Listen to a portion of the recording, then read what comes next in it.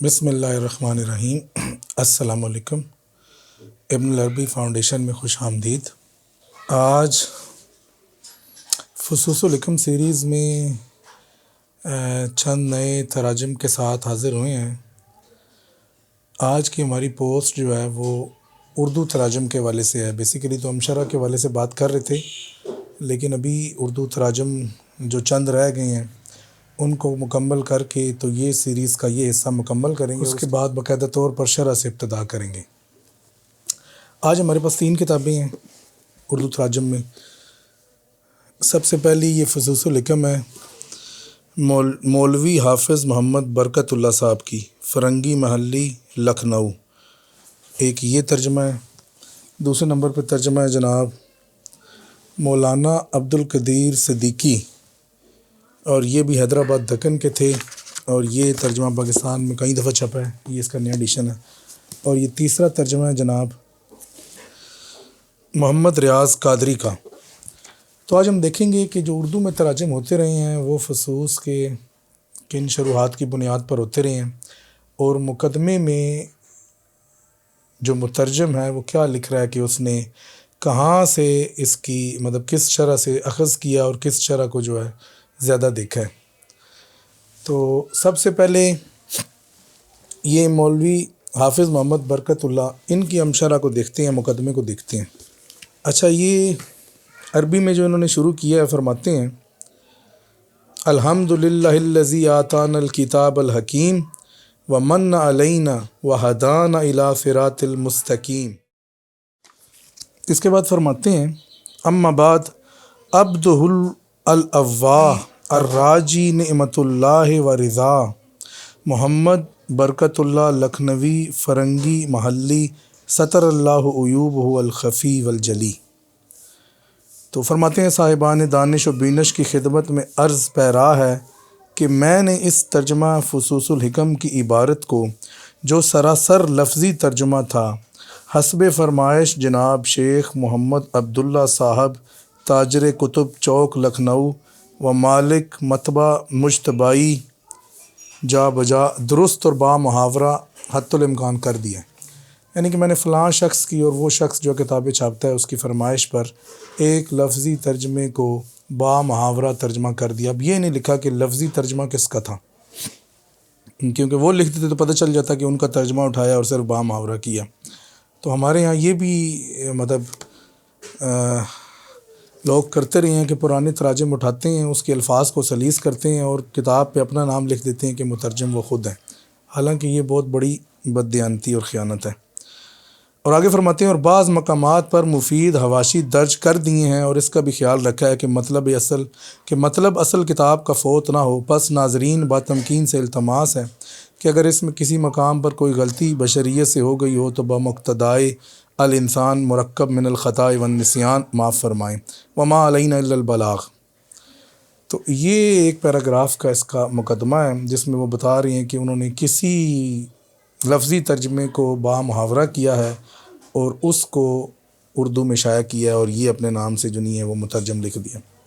اس کے بعد جناب یہ کوئی تقریباً 50 صفحات جو ہیں وہ شیخ اکبر کے تذکرہ، حالات زندگی اور ان کے مناقب، اور یہ باقی کتابیں پرانی ہوتی تھی جس میں شیخ کے اوپر جو اعتراضات تھے ان کے جوابات ہوتے تھے، تو وہ اردو میں نقل کیے گئے ہیں۔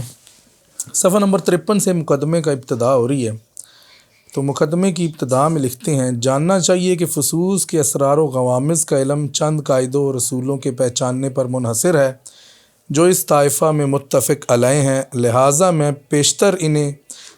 پیشتر انہی اصولوں کو 12 فصول میں بیان کرتا ہوں جن پر توحید کی بنا ہے۔ اب یہ ذہن میں رکھنا چاہیے کہ یہ جو عبارت ہے یہ بھی ان کی اپنی نہیں ہے، یہ شرح کیسری ہے، اور وہ کیسری کی عبارت کو ہی انہوں نے باقاعدہ طور پہ لکھ دیا، اور حالانکہ لکھنا چاہیے تھا کہ میں اب اس کے لیے ایک مقدمہ لکھ رہا ہوں اور وہ مقدمہ میں کیسری کی شرح سے اٹھا رہا ہوں تاکہ بندے کو واضح ہو جائے، لیکن انہوں نے ڈائریکٹ ہی ترجمہ کر دیا اور بسم اللہ سے۔ اور پھر نیچے لکھتے ہیں کہ علامہ اور کیسری شارح رحمہ اللہ فرماتے ہیں کہ اس بارہ میں نے اکثر ان عجیب و غریب چیزوں کو بیان کیا ہے جن کو میں نے اس طائفہ کی کتاب میں نہیں دیکھا بلکہ من جانب اللہ القاء ہوا۔ تو اس سے ہمیں پتہ چلتا ہے کہ یہ جو 12 فصول مقدمہ کیسری کی ہیں، یہ مقدمہ کیسری مکمل کا مکمل یا مکمل ہے یا نہیں ہے وہ تو چیک کرنا پڑے گا، لیکن وہی بآئین ہی جو نہیں ہے اردو میں ترجمہ کیا گیا ہے۔ تو پہلی کتاب جو تھی وہ کسی کا ترجمہ تھا، اس کو بامحاورہ کیا گیا، اور جو دوسرا یہ مقدمہ ہے یہ شرح کیسری سے اٹھایا گیا۔ تو یہ 12 جو ہیں وہ بالکل بآئین ہی وہی ہیں۔ اور اس کے بعد جناب یہ کتاب، اچھا جی، یہ صفحہ نمبر 53 سے لے کر صفحہ نمبر 160 تک یہ آپ دیکھ سکتے ہیں، یہ کیسری کا مقدمہ چل رہا ہے، اور صفحہ نمبر 161 سے پھر فصوص الحکم کا ترجمہ یا جو بھی ہے ترجمہ شروع ہو رہا ہے۔ اور یہ جو ہے اب اس میں ان کے نیچے کچھ حواشی انہوں نے دیے ہیں، وہ بھی میرے خیال میں کیسری سے ہی لیے ہوں گے کیونکہ کیسری کی شرح ان کے پاس تھی۔ تو یہ اب ایٹ دی اینڈ جناب یہ 440 صفحے پہ جو ہے یہ کتاب ختم ہو رہی ہے۔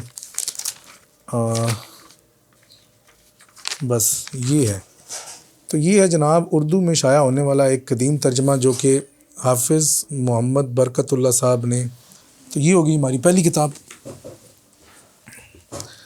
اب یہ ہمارے پاس ہے دوسری کتاب، فصوص الحکم مولانا عبد القدیر صدیقی صاحب، یہ کیا کہتے ہیں جی؟ اچھا، یہ اس سے پہلے کچھ مقدمے ہیں وہ ہم ان کو چھوڑتے ہیں، ہم ڈائریکٹ مترجم پہ آتے ہیں۔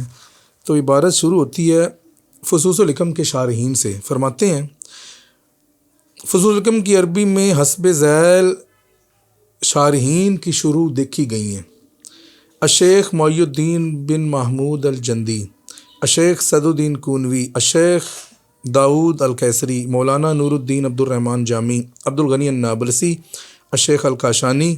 فارسی شروعات میں حضرت نعمت اللہ شاہ ولی، مولوی احمد حسین کانپوری، اور اردو ترجموں میں عبد الغفور دوستی۔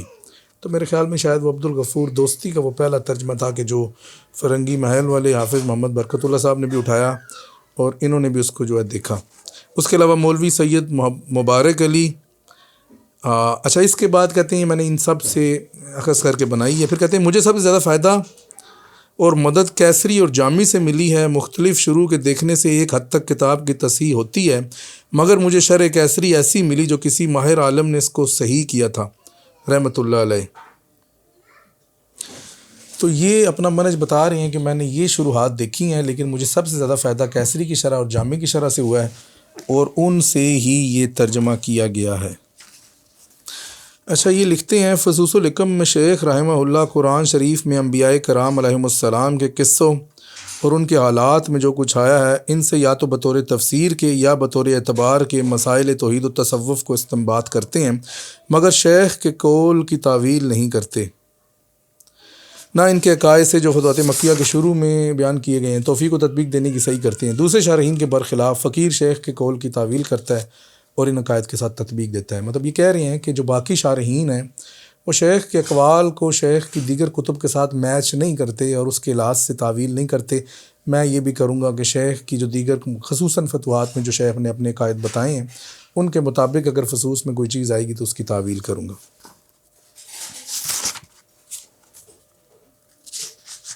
اس کے بعد ایک مقدمہ ہے، اس میں ترجمہ و شرح کے حوالے سے بتایا گیا ہے کہ جی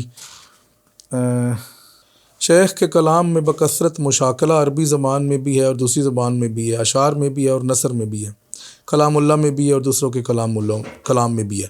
مشاکلہ کیا ہے؟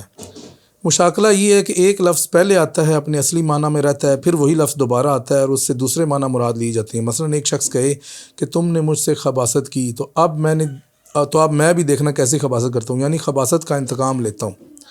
تو یہ کہہ رہے ہیں کہ شیخ کے کلام میں ایسے بہت سے الفاظ ہیں جو جب پہلے آتے ہیں تو کسی اور معنی میں آتے ہیں، دوسری دفعہ آتے ہیں تو کسی اور معنی میں آتے ہیں، ان کا دھیان رکھنا ضروری ہے۔ پھر اور باقی یہ تفصیل ہے، اس میں مترادف معنی الفاظ کے حوالے سے بات کی گئی ہے۔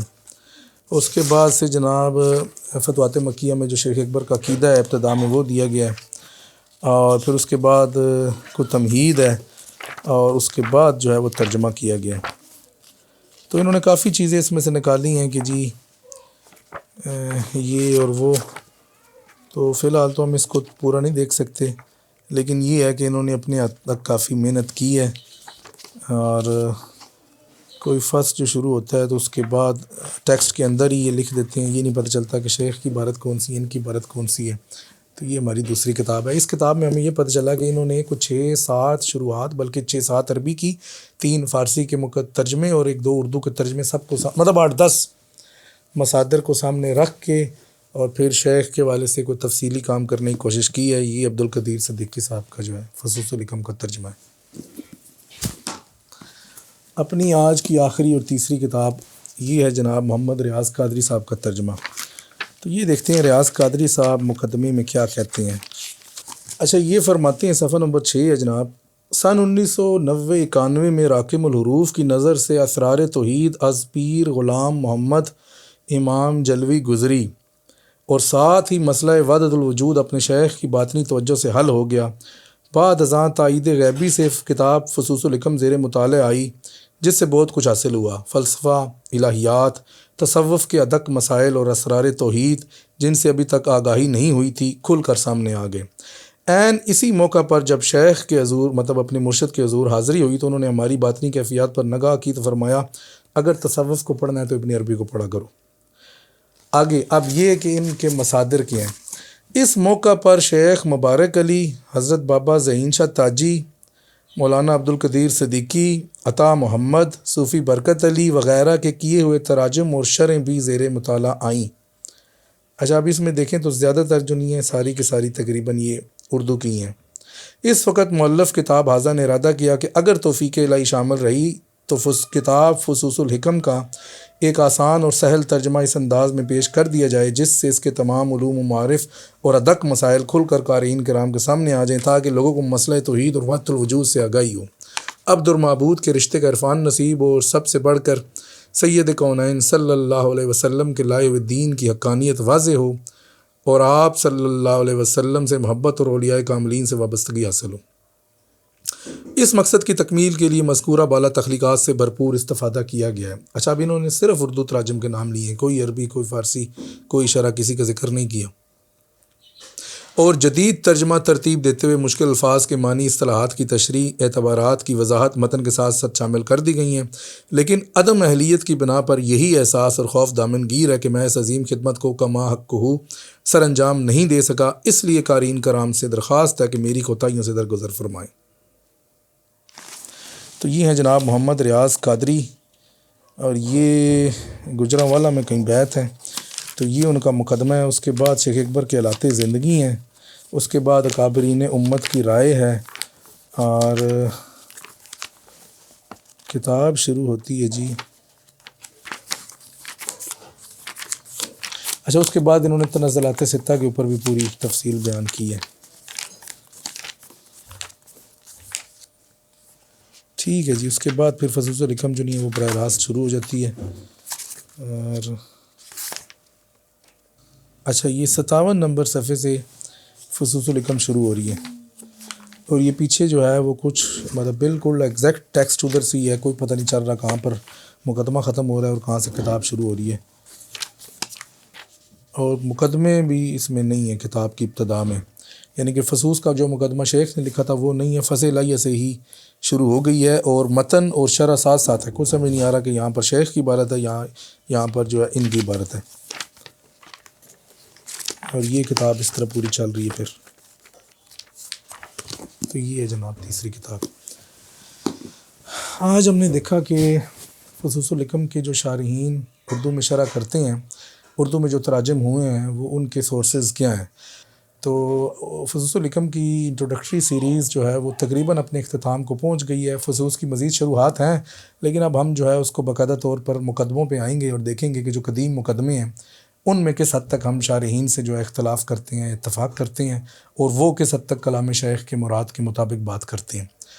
تو اپنی نیکسٹ ویڈیو میں ہم جو قدیم ترین مقدمے ہیں ان میں سے کسی مقدمے کو چوز کریں گے، پھر اس کے بعد کسی اور کو چوز کریں گے، اور یہ سلسلہ آگے لے کے چلیں گے۔ اس وقت تک کے لیے اجازت دیجیے۔ السلام علیکم ورحمۃ اللہ وبرکاتہ۔